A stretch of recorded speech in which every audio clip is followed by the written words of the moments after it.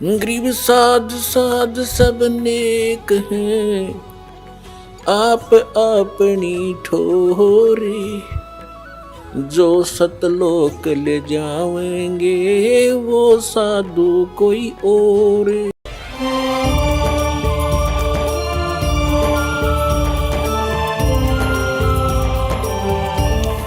आपने सुना था, सत्संग में आपको दिखाया था, कल भी दिखाया था कि ये राधा स्वामी पंथ के प्रवर्तक श्री शिवदयाल जी की सारवचन वार्तिक, उसमें क्या लिखा है, इनका सतनाम का पता नहीं न है क्या चीज़। कहीं तो सतनाम हमारी जाति है, सतनाम सचखंड है, सतनाम सार शब्द है, सतनाम सतपुरुष है, सतनाम सतलोक है, और सार नाम भी यही है, सतनाम भी यही है।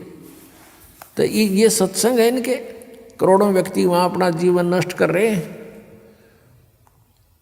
तो सतगुरु के दरबार में आने से आपको ये ज्ञान होता है। सतगुरु के दरबार में जाइयो बारंबार, भूली वस्तु याद दिलावे हैं सतगुरु दातारी।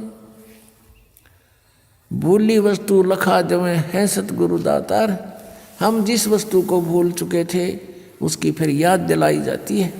अब नकली गुरुओं के पास यदि याद भी दिला दें तो भगवान की भक्ति करो तो उनके पास वो ट्रीटमेंट नहीं, उपचार नहीं, मोक्ष मार्ग नहीं उनके पास, तो उनका ज्ञान भी व्यर्थ। पहले तो ज्ञान है ही नहीं, लेकिन इतना तो अवश्य बता देता है आम संत कि भगवान की भक्ति करनी चाहिए। मनुष्य शरीर बार बार नहीं मिलता, ना उन्हें परमात्मा का पता, ना उनको परमात्मा के पाने की विधि का ज्ञान, तो वो सत्संग भी सुना ना सुना बराबर।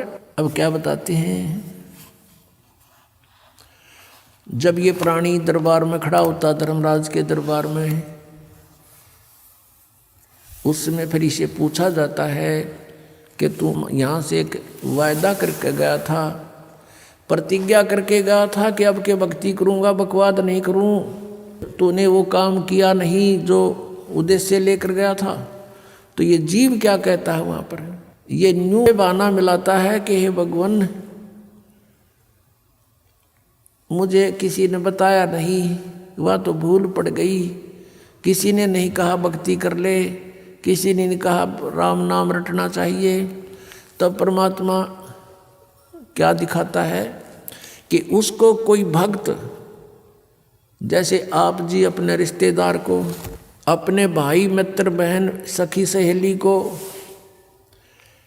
आप सबको कोशिश करते हो कि भगवान की भक्ति कर लो, मनुष्य जीवन बार बार नहीं मिलता, आप खूब चेष्टा करते हो, और वो क्या करता है, वो क्या कहता है बहन या भाई कि मुझे समय नहीं, अभी समय नहीं है, फिर देखेंगे फिर देखेंगे, और पीछे तो औरों के सामने नु कहता है ये तो मेंटल हो लिए, तीसरे दिन बरवाड़ा बैठे रहते हैं, इनका तो नाश होगा।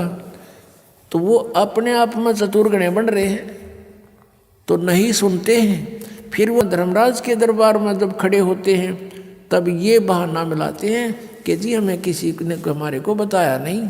तो उस समय परमात्मा अपने उलाने में नहीं रहते, वो सबके पास संदेश भिजवाते हैं, चाहे कोई जंगल में रह रहा है किसी ना किसी माध्यम से।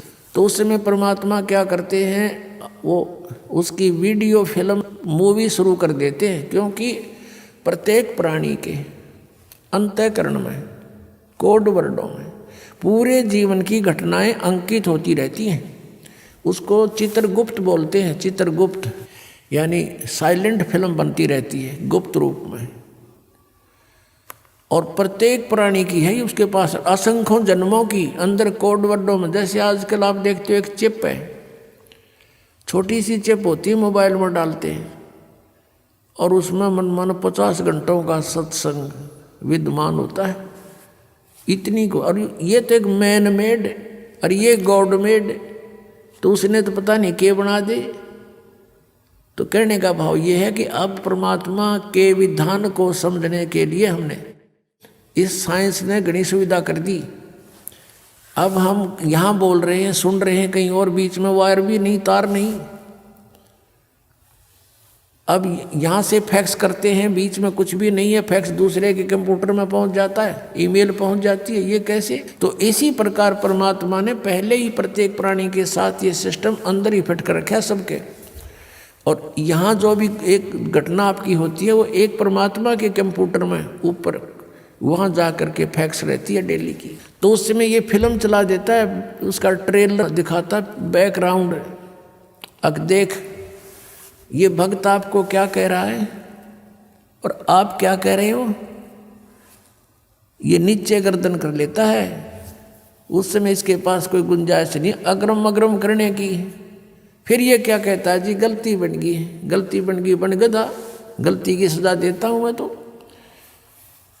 अब फिर क्या रहा उसके पीछे? तो यहाँ परमात्मा कहते हैं कि आपको समाज से केवल सामाजिक क्रियाओं का ज्ञान ही हो सकता है, और सत्संग में आने से आपको आत्मा और परमात्मा का ज्ञान होगा।